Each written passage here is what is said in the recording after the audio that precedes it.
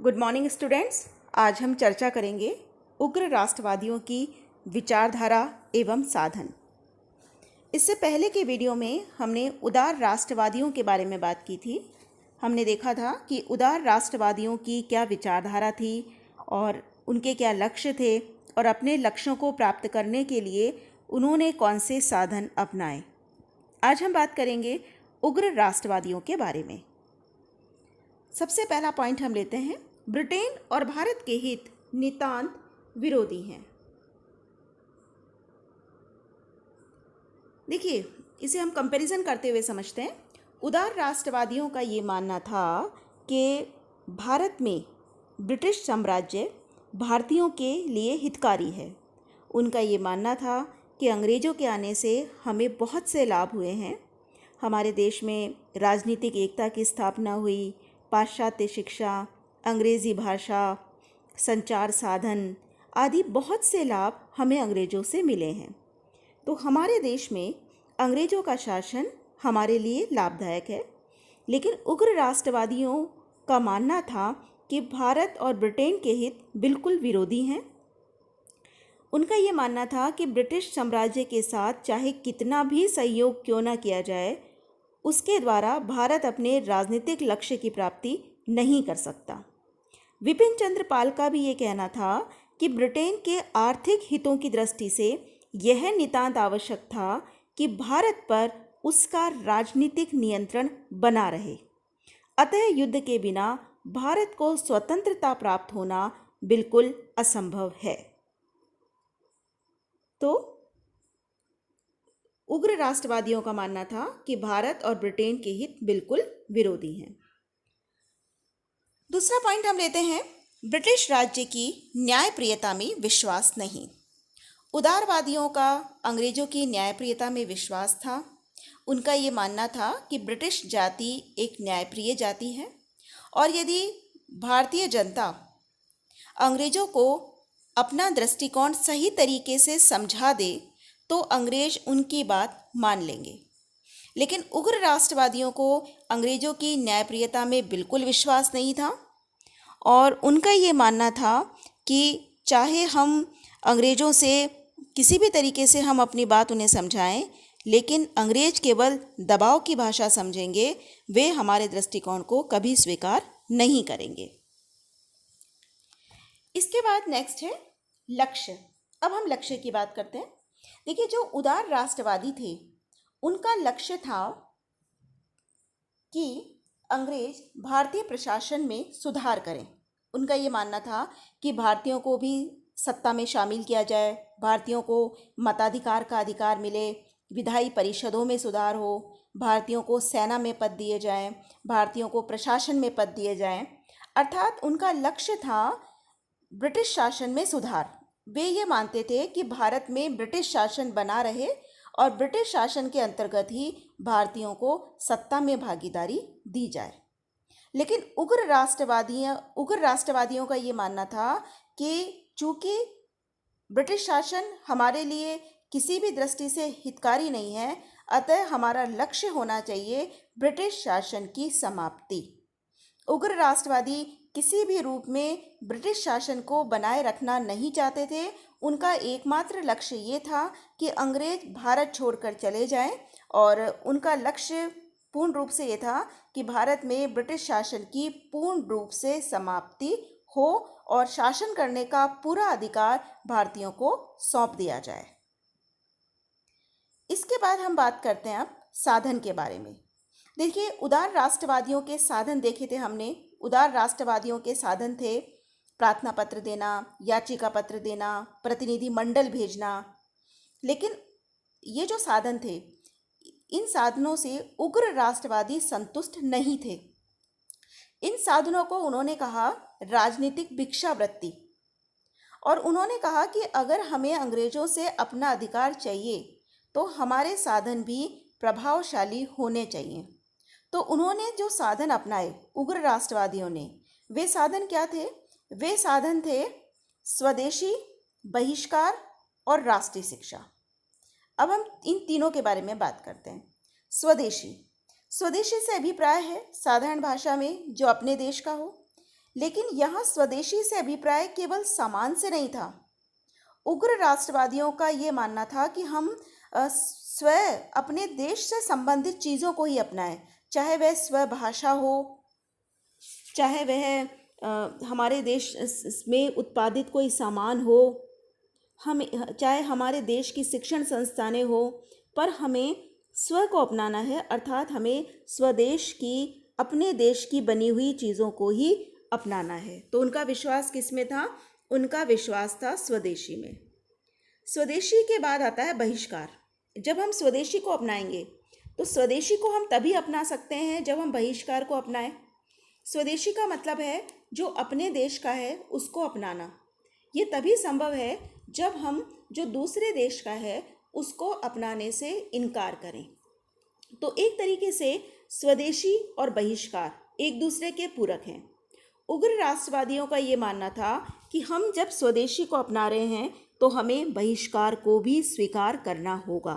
बहिष्कार अर्थात ब्रिटिश शासन से संबंधित सभी चीज़ों को मानने से इनकार कर देना, चाहे वे अंग्रेज़ों द्वारा दी गई उपाधियां हो, अंग्रेज़ों की सरकारी नौकरियां हो, किसी भी तरह की जो चीज़ ब्रिटिश शासन के द्वारा प्रोवाइड की गई है उसको अपनाने से, उसमें सहयोग करने से मना कर देना, ये था बहिष्कार।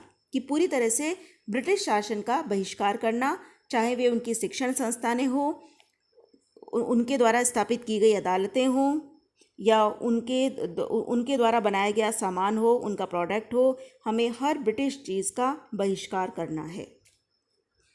इसके बाद राष्ट्रीय शिक्षा। राष्ट्रीय शिक्षा पर तिलक ने बहुत अधिक फोकस किया था और तिलक ने कहा कि स्वदेशी और बहिष्कार के साथ हमें राष्ट्रीय शिक्षा को भी अपनाना होगा। तो ये 3 साधन इन्होंने अपनाए उग्रवादियों ने: बहिष्कार, स्वदेशी और राष्ट्रीय शिक्षा। हम बात करें कि उग्र राष्ट्रवादी आंदोलन क्या, हम इसका अगर मूल्यांकन करें कि किस रूप में इसे हम देखते हैं, तो कुछ अचीवमेंट्स हम इनकी बता सकते हैं। जैसे कि पहली बात तो ये कि ये जो उग्रवादी आंदोलन था ये एक तरीके से जनवादी आंदोलन था। जनता का बहुत बड़ा वर्ग इनसे जुड़ा। अगर हम कंपेयर करें तो हम कह सकते हैं कि जो उदार राष्ट्रवादी थे वो जनता के बीच इतने लोकप्रिय नहीं थे, तो जनता उनसे जुड़ नहीं पाई थी। लेकिन जो उग्र राष्ट्रवादी थे वो जनता के बीच काफ़ी पॉपुलर हुए। जैसे तिलक है, बाल गंगाधर तिलक है, लाला लाजपत राय, विपिन चंद्र पाल, तो ये जनता के बीच काफ़ी लोकप्रिय हुए और बहुत सी जनता, एक जनता का बड़ा हिस्सा इन लोगों के साथ जुड़ा। तो अभी तक जो राष्ट्रीय आंदोलन छोटे रूप में था, उग्र राष्ट्रवादियों के आने से उसका क्षेत्र बढ़ा, अधिक जनता उनके साथ जुड़ी। दूसरी बात, जिस राष्ट्रीय शिक्षा प्रणाली की बात तिलक ने करी, उस राष्ट्रीय शिक्षा प्रणाली का प्रचार प्रसार भी उग्रवादी आंदोलन के आने से हुआ। ये बात की जाने लगी कि हमारी जो शिक्षा प्रणाली है वो देश की आवश्यकताओं के अनुरूप हो और इस तरह की हो जो नवयुवकों में राष्ट्रीयता की भावना का संचार कर सके।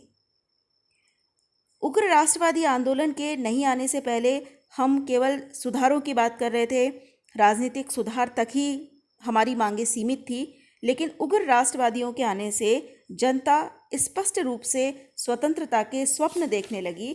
तो हम कह सकते हैं कि उग्र राष्ट्रवादियों ने जिस आकांक्षा को जनता में जगाया, स्वतंत्रता की आकांक्षा को, आगे चलकर गांधी जी की लीडरशिप में मूवमेंट हुए, असहयोग आंदोलन, सविनय अवज्ञा आंदोलन, भारत छोड़ो आंदोलन और अल्टीमेटली भारतीयों को आज़ादी प्राप्त हुई।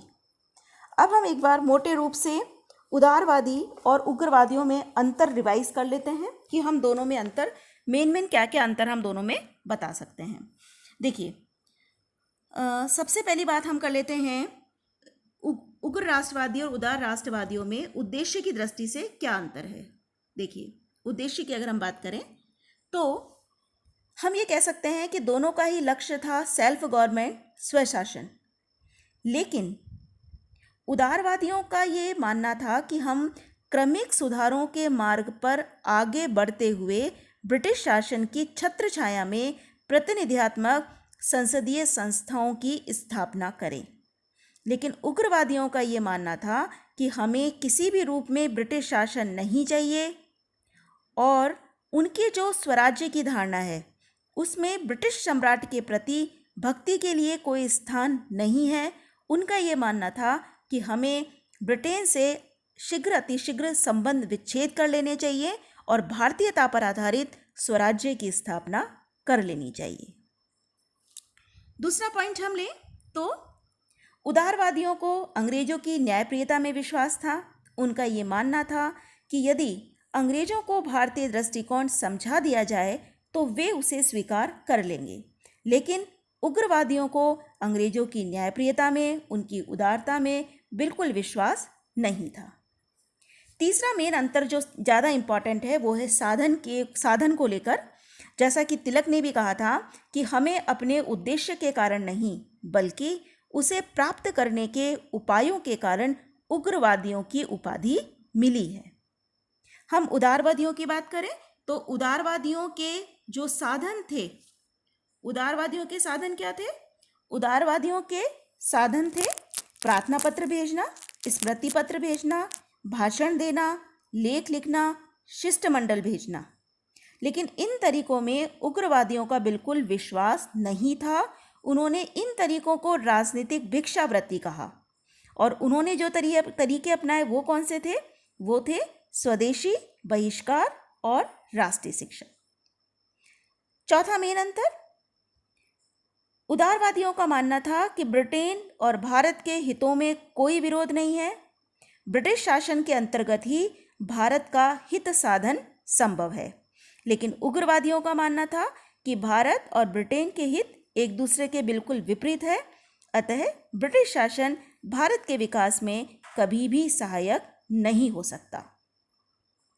एक और अंतर की हम बात करें तो देखिए, उदारवादी पश्चिमी सभ्यता और संस्कृति से प्रभावित थे, लेकिन जो उग्रवादी थे वो प्राचीन हिंदू धर्म, सभ्यता, संस्कृति से प्रभावित थे। हम कह सकते हैं कि उदारवाद की प्रेरणा पश्चिम थी तो उग्रवाद की प्रेरणा पूरब थी। और एक और हम अंतर ये बता सकते हैं कि जो उदारवादी नेता थे उनके बारे में ये कहा जाता है कि वो सामान्यतः देश हित के लिए त्याग और कष्ट सहने को तैयार नहीं थे, लेकिन जो उग्रवादी हैं वो देश के लिए त्याग करना, कष्ट सहना आवश्यक मानते थे और स्वयं इसके लिए तत्पर रहते थे। जैसा कि एक बार लाला लाजपत राय ने लिखा भी है कि उदारवादी ब्रिटिश शासन से अपील करते थे, जबकि ये उग्रवादी नेता अपने देशवासियों और अपने ईश्वर से अपील करते थे। तो हम ये कह सकते हैं कि भारतीय राष्ट्रीय आंदोलन की ये जो विचारधाराएं रही, उग्रवादी विचारधारा और उदारवादी विचारधारा, दोनों का अपना अपना महत्व है, लेकिन आगे चलकर ये दोनों ही जो विचारधाराएं हैं वो भारतीय राष्ट्रीय आंदोलन का बेसिक बनती है। इन्होंने ही भारतीय राष्ट्रीय आंदोलन की पृष्ठभूमि तैयार की। Thank you.